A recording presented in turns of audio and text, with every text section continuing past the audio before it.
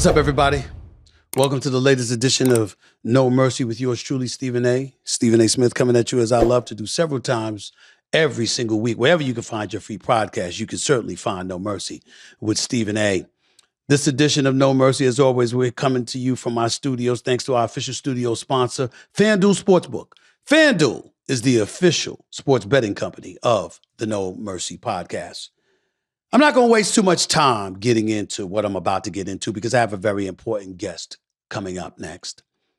You know, in the age of that we're living in, there's a lot of noise that's been made about the importance of mental health. Every time we turn around, we're hearing about people having quote unquote mental illnesses. They're plagued by adversity, just feeling overwhelmed by the trials and tribulations that life inevitably throws in most of our directions. The kind of things that folks customarily could handle in the past or were adroit at disguising that they could handle in the past is no longer the case.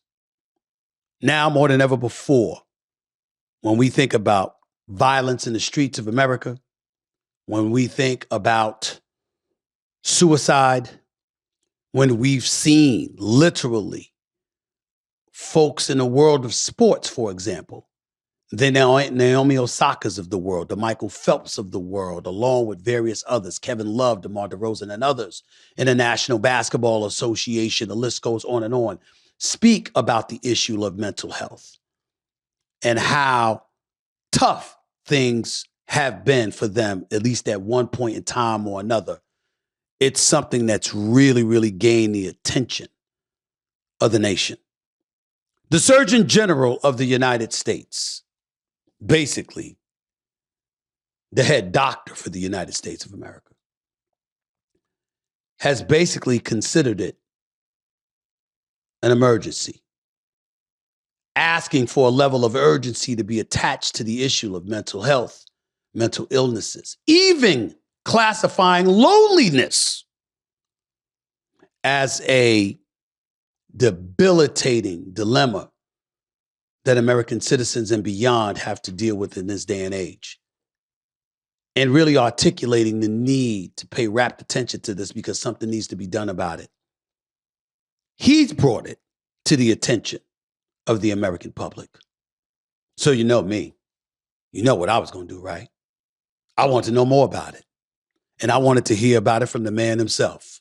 Yes, ladies and gentlemen, that means the Surgeon General for the United States of America, Dr. Vivek Murthy, right here, up next with yours truly, Stephen A. on No Mercy. Don't touch that dial. In a lifetime of covering sports, I've been introduced to cultures from all over the world. The biggest stars right now, from Lionel Messi to the Greek Freak, come from all corners of the earth, all sections of the globe. And I'll tell you, the best way to really appreciate an international culture is through the magic of language. That's where Rosetta Stone comes into play. They've been the experts in language learning for 30 years. And you can get their award-winning app to learn 25 different languages, anytime, anywhere. Spanish, Italian, Chinese, whatever you choose. You'll make real progress for real-life conversation in as little as 10 minutes at a time. And it's intuitive. No memorizing flashcards and that stuff that didn't work in school. So prepare for travel abroad or look to keep that mind sharp. Be ready to learn. For a limited time, our listeners can get Rosetta Stone's lifetime unlimited subscription, which gives you access to all 25 of their languages forever. For 40% off, visit rosettastone.com/mercy today. Rosetta Stone, how language is learned. I like working with brands that let you celebrate you. All your passions, all your interests, all your quirks. And that's exactly what MeUndies does. One look on their website, you're going to find briefs in dozens of colors and then dozens more designs. Donuts, foxes, Spider-Man, whatever you want on those briefs. They've got them, plus socks, dog hoodies, and more apparel. I'm not going to tell you what designs I got in my drawer because y'all already know enough about me. And some things I just like to keep to myself. I'm sure you understand that. But I'll tell you this, most comfortable underwear I've ever worn easily. And that's why I'm excited that they've got a new sustainably sourced swimwear collection for the summer, made for recycled fabrics and water bottles, featuring those famous MeUndies designs. Plus, they're ultra chlorine resistant and give you an extra sun protection. To get 25% off your first order plus free standard shipping, visit MeUndies.com/mercy. Remember, if you're not satisfied, your purchase is on MeUndies. That's 25% off your first order at MeUndies.com/mercy. Ladies and gentlemen, my guest today is America's doctor. He's the presiding U.S. Surgeon General, and he has the incredible task of keeping the entire country safe from diseases and other dangerous health risks. Please welcome to No Mercy, Dr. Vivek Murthy. It is an honor and privilege, Dr. Murthy. How are you, sir? How's everything? I'm doing great, Stephen A. It's great to be with you as well. And I got to tell you, I'm a big First Take fan, have been for many years. Oh, Yes. First Take fan. I appreciate it, man. Do I yell too much on the show? Do I yell too much? Do I do that? No, not at all. You know what I love about it? You're authentic. You say what you think. Well, I appreciate it. You know what? First question that I'm dying to ask for those out there, because believe it or not, there's a whole bunch of people that don't even know what exactly is the Surgeon General of the United States. What is the Surgeon General? Tell America what that is so they'll know once and for all, please. Absolutely. Well, the Surgeon General is the position has been around for more than 100 years, but the Surgeon General's job is to look out for the health of the country, and that it comes in two ways. One, the Surgeon General oversees one of the 8 uniformed services in the U.S. government. Now, people have heard of the Army, they've heard of the Air Force, the Navy. They may not have heard of the United States Public Health Service. That's a uniformed service of 6,000 officers, include nurses and doctors, but we send them all over the country during times of emergency, like hurricanes, tornadoes, or when there are other health risks. Right. The other job, though, the Surgeon General, is to help communicate critical public health issues to the general public, so people know what to do, what to look out for, what to worry about, and how to protect their families. And that's a more common role that folks know about. And hey, there's a lot going on with health right now, so we've been busy. Dr. Murthy, everybody's been talking about May being Mental Health Month. We all know that, mental health awareness, I'm sorry. And when we think about it from that perspective, and you talk about the kind of things you look out for, obviously this has been something that you've been speaking about quite a bit. I've seen you on talk shows and what have you talking about this. I want you to tell our audience how pertinent this issue is, how critical and pivotal this issue has become in the United States of America, mental health. Well, Stephen, I don't say this lightly, but mental health is the defining public health issue of our time. And here's why. When you struggle with your mental health, it impacts every other dimension of your life, because our mental health is the fuel that allows us to show up at work, at home, in our communities. And we know when kids struggle with their mental health, for example, we know that impacts how they perform in school. When adults struggle, we know that impacts how they perform at work. When athletes have a hard time with their mental health, it impacts their performance on the on the field, on the court, but it also impacts how they respond to adversity, whether that's injury or other challenges. So mental health matters for all those reasons. And right now, what we're seeing is that there really is a mental health crisis, particularly among youth in this country. In the decades, even prior to the pandemic, there was a 57% increase in the suicide rate among young people. 57% increase. And the pandemic poured fuel on that fire. And it made things worse for many folks. And so now what we're seeing is just a terrible situation where 1 in 3 girls are saying that they have seriously considered taking their own life. Nearly half of high school students are saying they feel persistently sad or hopeless. And this is a time when kids, young people are in high school, college. They should be looking forward to the rest of life. It shouldn't be easy, but they should be optimistic. But that's not the case. Do we know why this problem has exacerbated to such a degree that it has? Do we have an idea? We do. And it turns out I wish I could tell you it's one thing that could be solved quickly, but it's actually several things that are happening. I mentioned COVID has made things worse, certainly.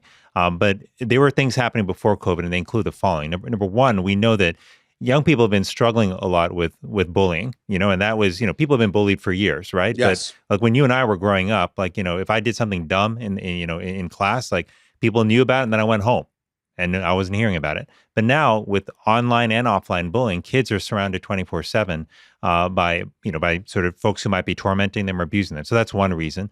I think a second reason has to do with technology. Now, look, tech is not good or bad, right? It's how it's designed, how we use it that impacts how it how it shapes our life. But Right. right now, the experience of social media for many children has actually not been positive. For some kids, it helps them find community and connect with others. But we're actually hearing directly from kids themselves and parents, and seeing this in survey data, that for many young people, social media leaves them feeling worse about themselves, especially when it comes to body image. We're hearing that many young people also actually end up feeling worse about their friendships, interestingly, online. And it turns out you can't replace quantity. You can't just assume that quantity of relationships translates to quality of relationships. So just having a lot of connections online doesn't mean you have people you can be yourself with, you can be truly open with, you can confide in and get support from. So I think that's the second piece. But the third thing we've got to keep in mind also is that there has been a growing epidemic of loneliness and isolation in our country that's affected people across the age spectrum, from older folks who are retired to middle-aged folks to young people. But interestingly, young people have the highest rates of loneliness and isolation across the How is that? population. How is that? Yeah, it's really interesting, right? And it's not intuitive. And part of the reason, because you might think, well, they're connected all the time on tech, they're talking to each other, texting each other all the time. But this comes back to the fact that it's really about the quality of connections that matters, not the quantity. So yes, you could say the young people are, connected, so to speak. They have the potential to communicate. But what's actually happening in that communication? And a lot of it is happening online. A lot of it is happening en masse. And if you ask, young people, hey, do you feel that there are people who know you for who you are, who you really are, who you can be really honest with, who, if you were struggling with a problem, you could go to them and ask for help? A lot of times the question comes back as no. And I do think part of this is related, Stephen A., to the drop in in-person time that we've had. So from 2003 to 2019, a 50% drop in the amount of time the young people spend in person with others. Well, see, here's the way it gets interesting to me, because you alluded to, or you brought up the pandemic and how that's played a role. Yeah. And I get all that isolationism that kicks in. We get all of that, the lack of interaction. But you also point to bullying. And when you and I were growing up, like you said, along with various others, well, bullying took place in our face. Yes. Okay, we wanted to be alone because we wanted to get away from the bullies. Okay, that's right. Now you're away from them. Okay, you're isolated. You don't really have much to worry about as it pertains to that interpersonal contact, rather, or that direct contact. And now you're telling us that's a reason to be worried too. So where's the happy medium, per se, for lack of a better word? How does that get alleviated? Isolationism on one end, the fact that in the past that you could interact with people, that was problematic. Now we've got isolationism. That plays a role. How do you fix it? It's a great question. So here's how I think about it. We know that there's no substitute for in-person interaction. We all need that in our lives. Now, when you and I were subject to bullying, and many others were when we were growing up, the solution to that was not to remove in-person interaction. Right. The solution there is, like, number one, we want to surround people with support. And so, like, when I came home, for example, like, I had a loving family. That helped a lot. Right. Not everyone has that, I recognize, but that matters. We also want to make sure that we reduce the likelihood that people do act, in ways that are harmful to other people. Right. So that's about teaching kids. It's about counseling kids. It's about guiding children. And a lot of kids, don't necessarily have that these days. But having some alone time is not a bad thing. We know we all need some alone time, whether you're an introvert or an extrovert. Like, you need some alone time. But if that alone time helps you recharge, if it's time where you're, let's say, reading or listening to some inspiring music, or watching a documentary, or, hey, maybe listening to First Take, who knows? Whatever you're doing on your own, that's okay. That can be regenerative. The problem right now is when young people are alone, a lot of times they don't want to be alone. Right. And when they are by themselves without other people, they're still on their phones and they're scrolling through their social media feeds or seeing what other folks are doing, what people are saying about them. It's not the same. And we know, in fact, that makes people feel worse about themselves. It's interesting because, I was going to ask a question about explaining loneliness and isolation and how that can increase, for risk for mental issues. But that's obvious to me. How does it increase the risk for physical issues? Because I've been told that's a concern. Isolationism, loneliness could ultimately lead to physical issues. Where do we get that from? So that's fascinating, because you're right that the increased risk of anxiety and depression with loneliness might be more intuitive to people. But what we're seeing also is that you increase the risk of heart disease by around 29%, of risk of dementia among older people by 50% or more. And the risk of premature death, Stephen A., goes up as well. In fact, the increase in risk of premature death with loneliness and with disconnection, social disconnection more broadly, is similar to the risk of premature death with smoking daily. It's greater than the risk that you see with obesity. And here's why that is, because when we are lonely, that actually puts our body in a physiological stress state. Now, temporary loneliness, not a big deal. It's like hunger or thirst. You get hungry, you eat. You get thirsty, you drink. You get lonely, you pick up a friend, your phone, call a friend, go visit a friend. That might take care of it. You're okay. But think about when hunger and thirst go on for too long a period of time. You start doing damage to your body.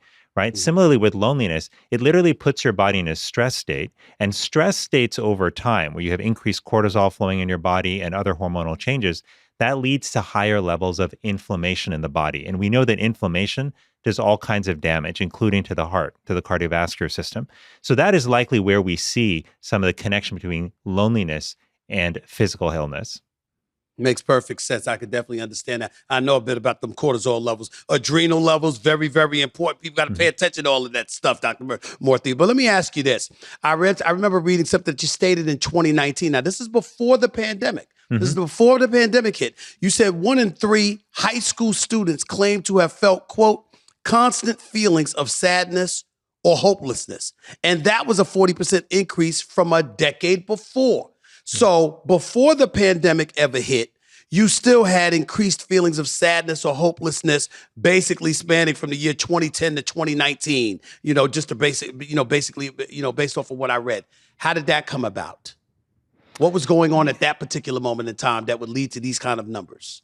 So I think that had been building for more than a decade prior to the pandemic. And I think it was a product of some of these factors we've been talking about of loneliness increasing over time. And that also coincided with the dramatic increase in social media use, which again was helpful in some ways to kids, but also actually increased their isolation in terms of reducing in-person time, quality relationships, being more exposure to harmful content, to bullying. A lot of kids tell us that this is what they're encountering online. So those factors were happening as well. And as more kids also got online, keep in mind as well that they were also exposed to other harmful content, whether that was violence, or other content that made them think, adversely or worse about their bodies. And this is especially true for young girls. So you put that together, and it's a recipe for poor mental health. But one last thing that's worth pointing out is that when you and I were growing up, if I wanted to turn off the flow of information in my life, you know what I did? I turned off the TV. Right. That's it. And then it stopped. Right. But if you're a young person now or a person of any age, the flow of information is constant. It's not stopping. It's coming at us 24/7.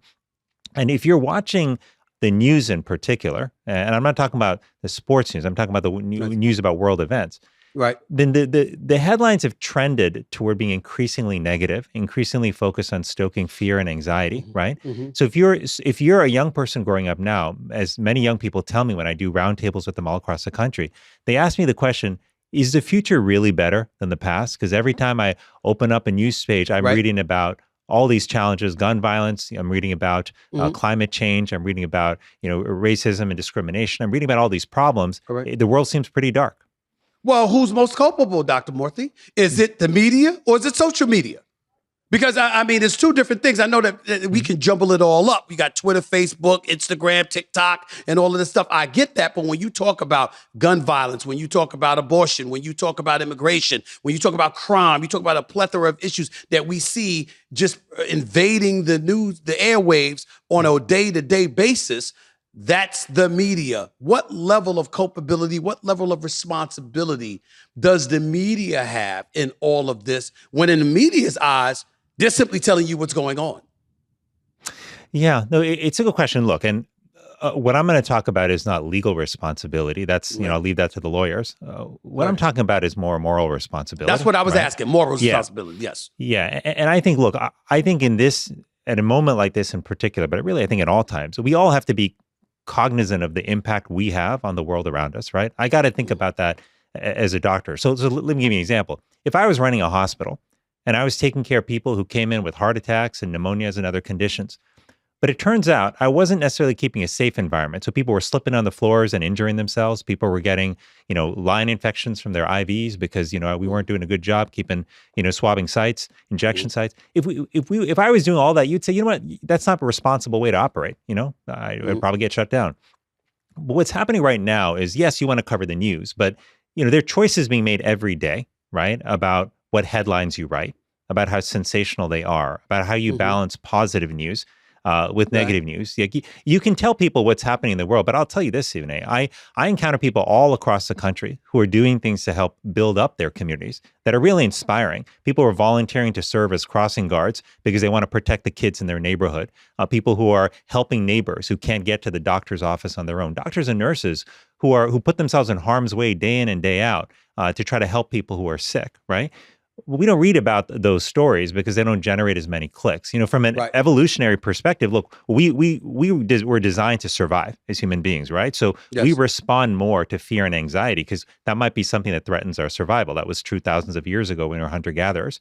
And the thing is, even though our circumstances have changed, our nervous systems and our brain is still very similar to how it was back then. So if you give me something that stokes fear or anxiety, I'm much more likely to pay attention to it because that's how my nervous system operates. But over time, that really wears you down.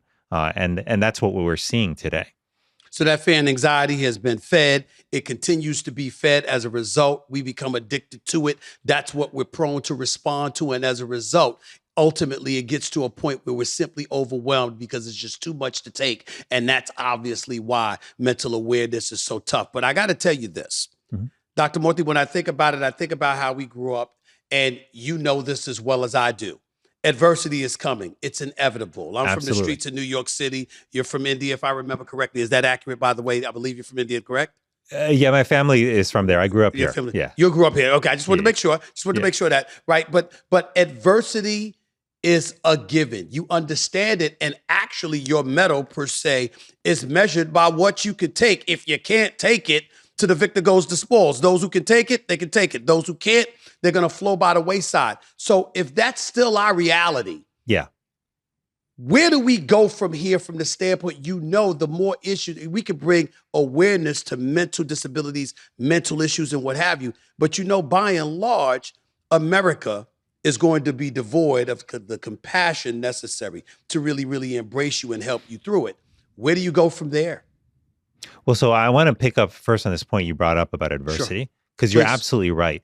The goal here is not to remove adversity. That's impossible, right? People are going to have to face adversity. Right. And we want young people in particular growing up to develop resilience, in the face of adversity. We're not going to take that away.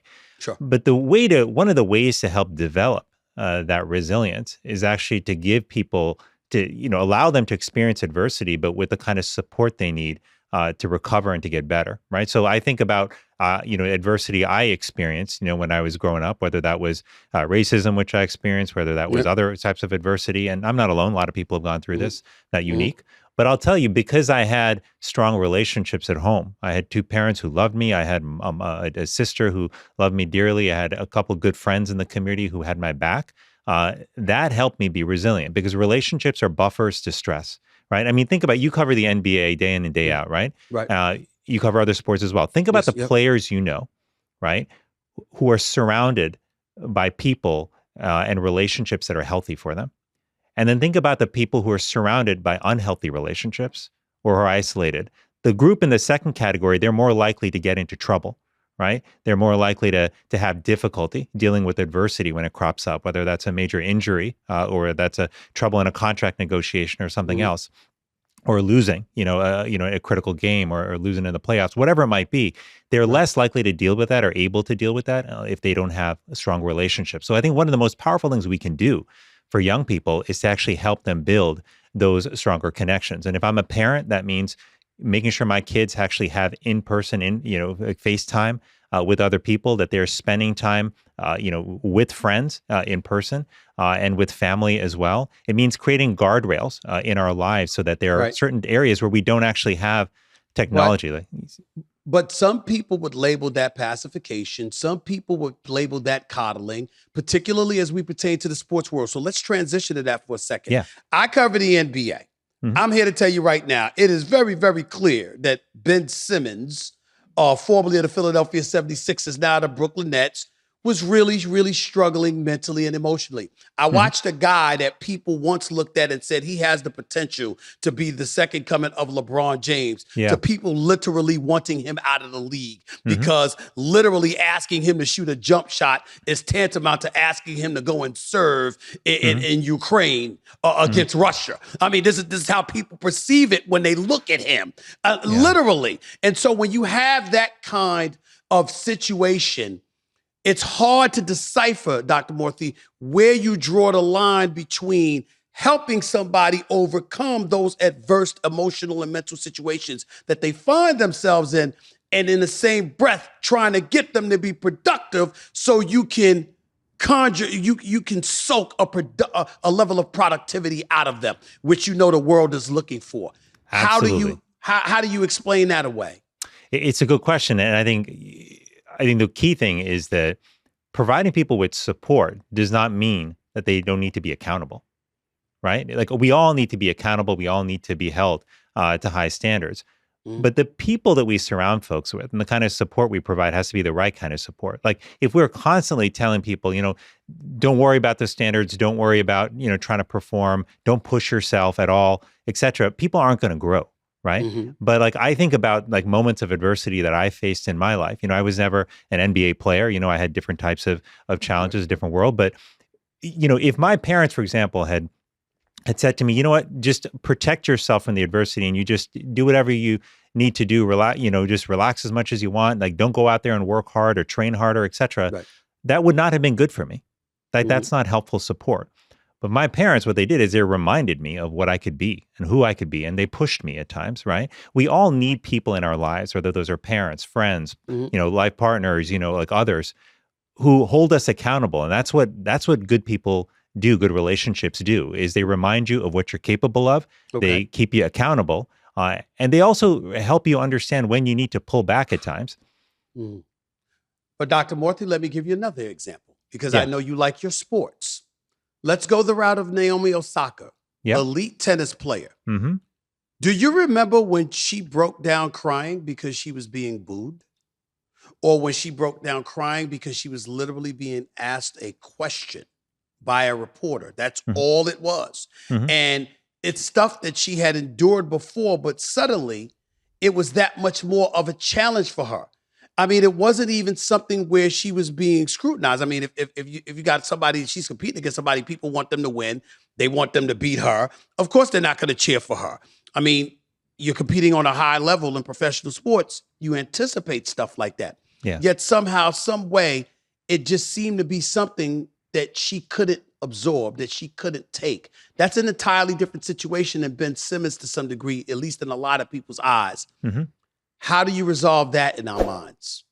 So here's how I would think about that. And again, with a caveat that, I don't know Naomi Osaka's situation directly personally. I don't, I haven't talked to her about it. But the one thing I think is, look, no one is saying we should change the rules of tennis, so that Naomi Osaka has a different set of rules than anyone else, right? She should be, and we should all be held to the same standards. She's got to, win 6 games in a set. She's got to win 2 sets in a match. She's got to do what she's got to do to win. That shouldn't change. But when it comes to sort of judging how people react to adversity, I think the one thing I've just learned, over time as a doctor sitting at the bedside with lots of patients with very different life stories, is it's really hard to know someone's full story. What's actually happening in the background? Did they lose a loved one, recently? Did they have some other tragedy in their life that they're not talking about that may have impacted how they're showing up today in the public eye? We don't know that. And so I do think that one part of this, of approaching mental health in a healthy way, is, look, giving people the benefit of the doubt. We don't know your story, but that doesn't mean we release people from accountability or from the same standards for success that we apply to everyone else. How do you help somebody deal with adversity better? To develop that intestinal fortitude where they can overcome the level of adversity that's inevitably going to come their way? So I think one thing that you've got to do is so if you're a loved one, let's say in someone's life, you're a parent, you're a friend, you see, someone you love going through adversity, one of the most powerful things you can do is in that moment, just remind them, hey, look, I'm here for you. I've got your back, so you don't got to worry that you're all alone here. I've got your back.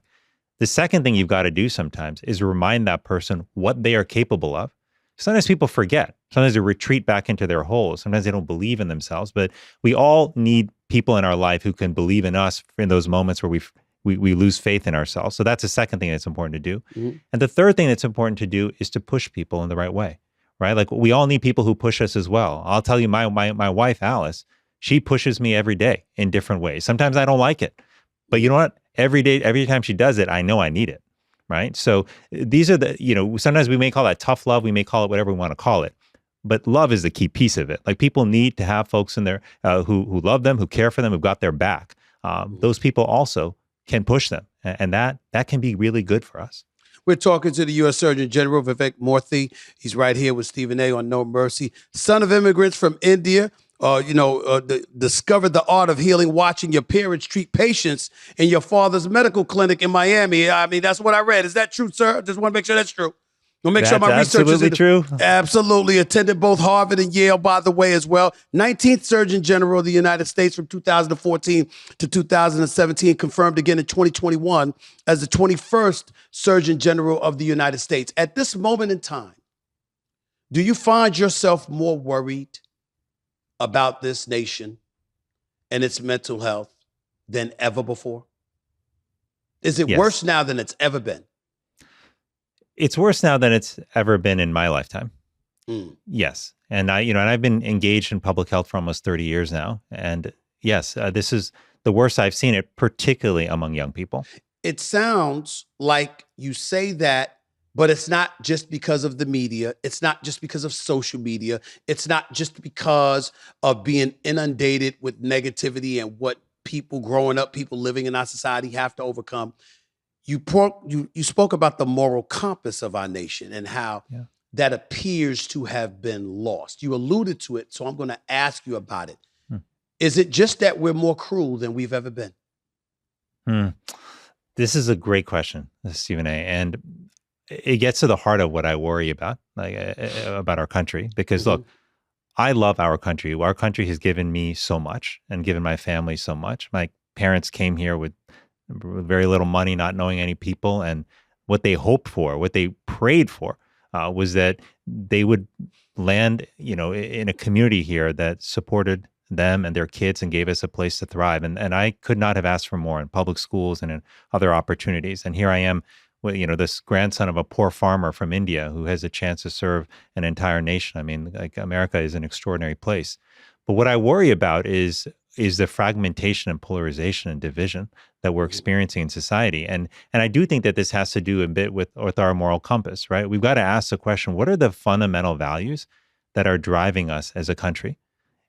What are they? And when I talk to people in different parts of our country, they know that values are important. They know that when you're faced with a bunch of decisions, the thing that guides you in what to do is often rooted in some value, whether it's fairness, whether it's kindness, whether it's generosity, whatever it may be. But we need to have some clarity on the common set of values that guide us as a country. We need to rally around those. We need to shine a light on those values. We need to lift people up who are actually modeling those values. And we need to model those values ourselves for our kids and for others. But how am I able, let me get personal for a second here. Yeah. I'd like to know, how am I able to do that? Yeah. While talking about the throes of competition. I'll give you an example. I'll get personal. Yeah. Being a sports analyst on television, on ESPN every day, doing this podcast 3 days a week, minimum of 10 hours a week, I'm on the air, live, minimum, okay? And I'm talking about the throes of competition. I'm not trying to be insulting or denigrating one athlete over the next, but somebody's winning and somebody's losing. Well, here's why this person's winning. Here's why this person's losing. And then the next thing you know, you see stuff and you see people personalize it to such a degree. And all of a sudden you're worried about feelings being hurt, emotions being compromised, attitudes being affected, or what have you. It's difficult listening to you, hearing what you're saying, understanding that you're right, and how you're educating all of us for the betterment of our society. And I really, really appreciate it. But I'm finding it virtually impossible to maneuver my way through that terrain where I'm able to do my job while also showing the level of compassion, like you said, that would be helpful. I find myself literally talking about athletes. Look, great guy, great person. I wish him nothing but the best, but he shot 20% from the field. I don't know how to offset that. Help me out. So it's a good question, Stephen. And look, I think being kind, being compassionate, being generous, which I think are three critical values along with friendship that need to be at the heart of how we rebuild the strength and the well-being of our country. Operating from those values does not mean that you can't be honest. It doesn't mean that you can't be authentic. It doesn't mean you can't offer criticism. If somebody loses a game and you think they did not rise to the level that they needed to, if you thought they had more in the tank that they could have brought, if you think that their talent is greater than what they put on display that day, you can say that. That's not being unkind. That's not being uncompassionate. And look, I've seen you do this, on First Take and other shows before, where you will criticize an athlete, but you will caveat it. You'll say, look, I know this person is extraordinarily talented. I know they deserve to be paid, for their talent. But I am worried, and I don't think that what they're doing in this situation is right. I don't think there's anything wrong with that, right? That's a very human response. I think it's as much it's a problem if we go to the other extreme, and if we say, you know what, we're going to be in the interest of kindness, we're going to use as an excuse never to offer criticism or never to be honest with people about how they're doing. And that's why I am worried that some part of society is in today, where we get so scared sometimes to be honest about how we feel about a situation because we're worried people will retaliate, will feel like, put upon, that we're not honest. And that has its own consequences. But here's where I would offer or pose a challenge as it pertains to mental awareness. You're talking about there's nothing wrong with telling the truth. You're celebrating somebody. You throw that caveat in there. There's nothing wrong with telling the truth about a situation. But that's about the truth, and that's about a pragmatic, realistic approach to what you're doing. With mental awareness, it gives the impression what our concern should really be about is how we make others feel. And you never know how somebody's going to feel from case to case, which is what makes our society overall challenging. You walk down the street, you bump into somebody.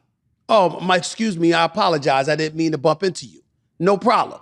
The next person you bump into might cold cock you. It might hit you. In today's day and age, you don't know what on earth they're going to do. That's the society that we're living in, going block to block, street to street, city to city, state to state. You don't know how anybody's going to react. And that's what scares me about mental awareness, because everybody's looking for an answer. We want to resolve issues, and it seems to be unresolvable. Yeah, I see what you're saying. And look, it is the mental health struggles we're facing are enormous, and they can feel overwhelming at times. Sometimes you can feel like, hey, what can we do really as one person? But I think a couple of things are worth keeping in mind. One is that mental health is more than about how you make somebody else feel, right? And because it is impossible to always make everyone around us feel good. And if we try to do that, we will drive ourselves, off the wall. And actually, frankly, we won't serve them either, right? I think about when we withhold feedback in the workplace because we're scared to make somebody feel bad. That's bad for everyone, right? So but there's a way to be honest and to be kind. Those two things are not in contrast with one another. But I think the second thing to keep in mind is how people react isn't always about us and what we do. A lot of times it's about what's happening in their own life. Like, you may be perfectly kind to somebody, but they react, in a very negative way toward you. You might give them kind feedback, but they lash out at you, and say that you're insensitive and you're being brutal. That may be more about them. What we can control is where we come from, how we weave kindness into our honest, communication with other people.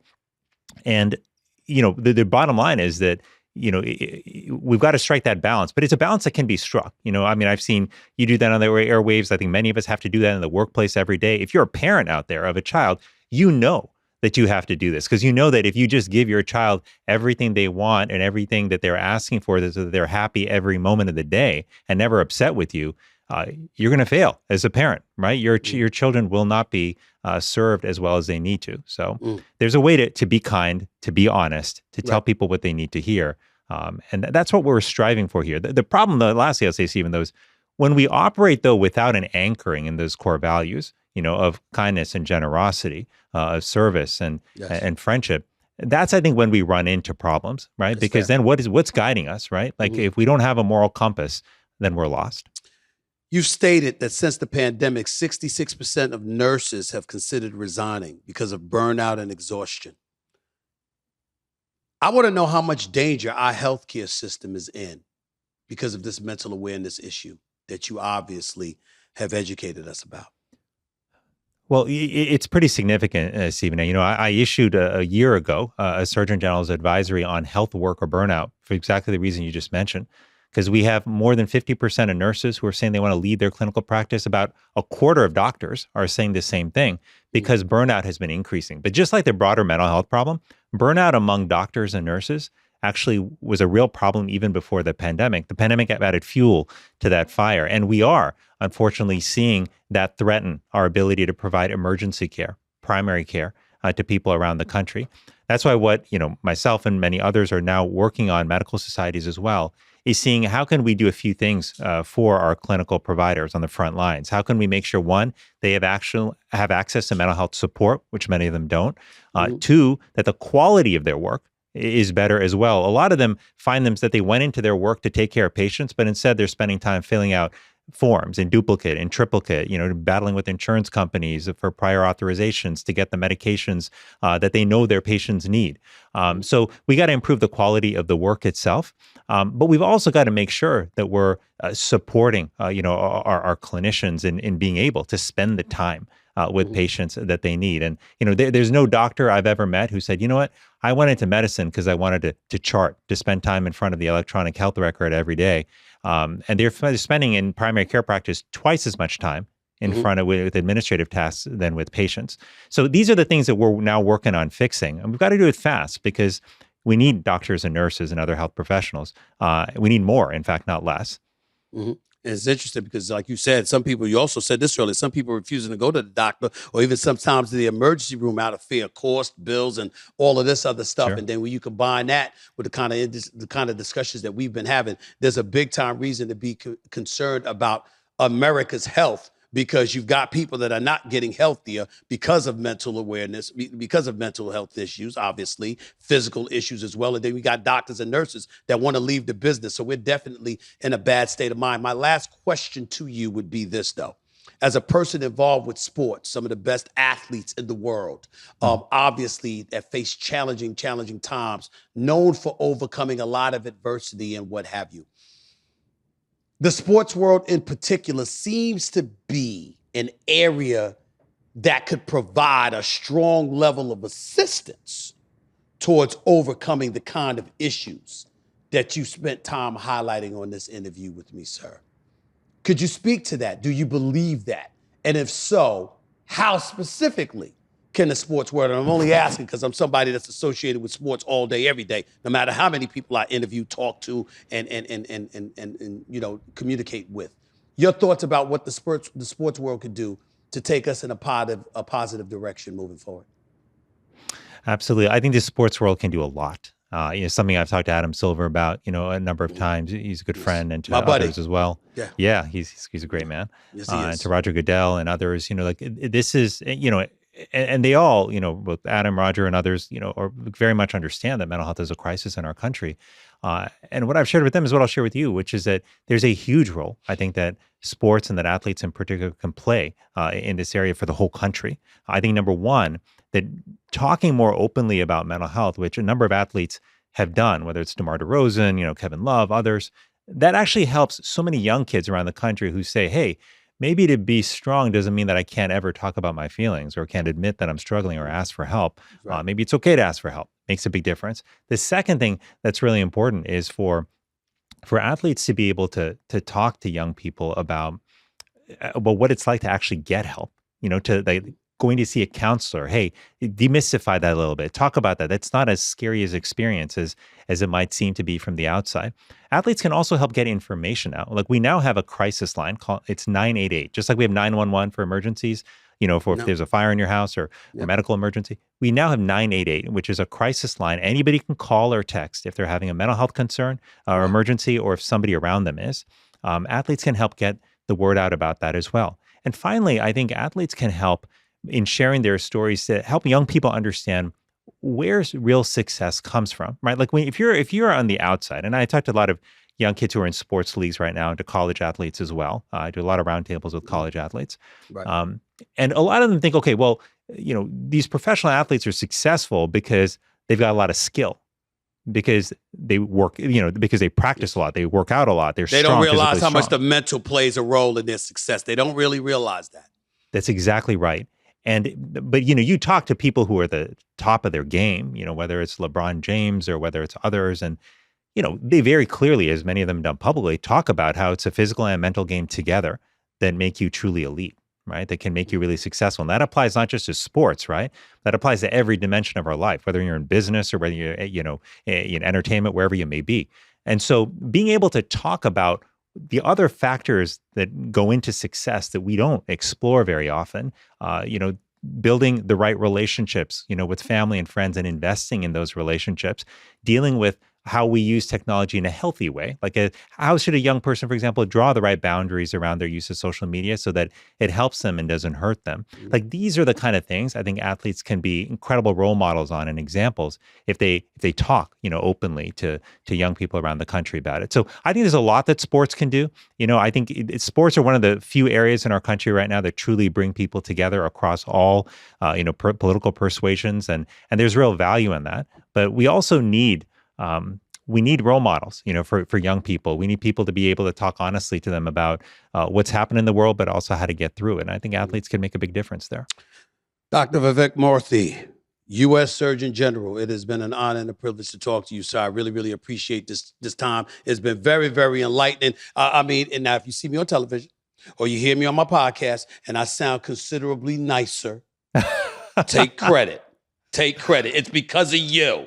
You did this, okay? You did this. So if you see me and you're watching me on television, and you say, what the heck is going on? How come Stephen A? He usually goes harder than this. He seems a bit kinder than usual. That would be because of you, sir. Oh, that's very kind of you. But hey, listen, if Molly and JJ and the rest of the gang get upset with you for being too nice, then you can blame me too. So. I will. Thank you so much, sir. I really appreciate it. All the best to you. All right. Thanks so much. All the best to you too. There's no I in team. Just ask those 2,000 Spurs we all know and love. But there is an I in Indeed, and that's the hiring platform you need to build your team. When you're hiring, you shouldn't be looking anywhere else. You shouldn't be wasting time on multiple sites. You shouldn't be guessing which candidates are the best for the role. You shouldn't be watching those 3 million other businesses use Indeed while you fall behind. Nope. Indeed is the hiring platform where you can attract, interview, and hire all in one place with powerful tools to help you find top candidates. And my favorite part, they'll match you with quality candidates instantly. So start hiring now with a $75 sponsored job credit to upgrade your job post at Indeed.com/mercy. Offer good for a limited time. Claim your $75 credit now at Indeed.com/mercy. Indeed.com/mercy. Terms and conditions apply. Need to hire? You need Indeed. With Vroom, you can shop thousands of cars right from your phone and have your next ride delivered straight to you. Be honest with yourself. Doesn't that sound easier than dealing with a limited selection once you drive somewhere to shop? Or would you rather not have all the information laid out right in front of you in the comfort of your own home? We're all busy people, so I'll tell it to you straight. Vroom is the better way to buy your next ride. You never have to haggle or negotiate the price of a car. You'll have thousands of cars to look through. You'll have peace of mind through a 90-day warranty, 1 year of roadside assistance, and even time to drive the car you buy to make sure it's right for you. A full week or 250 miles, whichever comes first, of course. And it's not only buying cars. You can trade in your old car when you buy your new one. Or you can even just sell your car to Vroom, and they'll give you a price instantly. You can buy a car from Vroom entirely online. So next time you need to buy a car, just grab your phone, go to Vroom.com, and check out thousands of cars.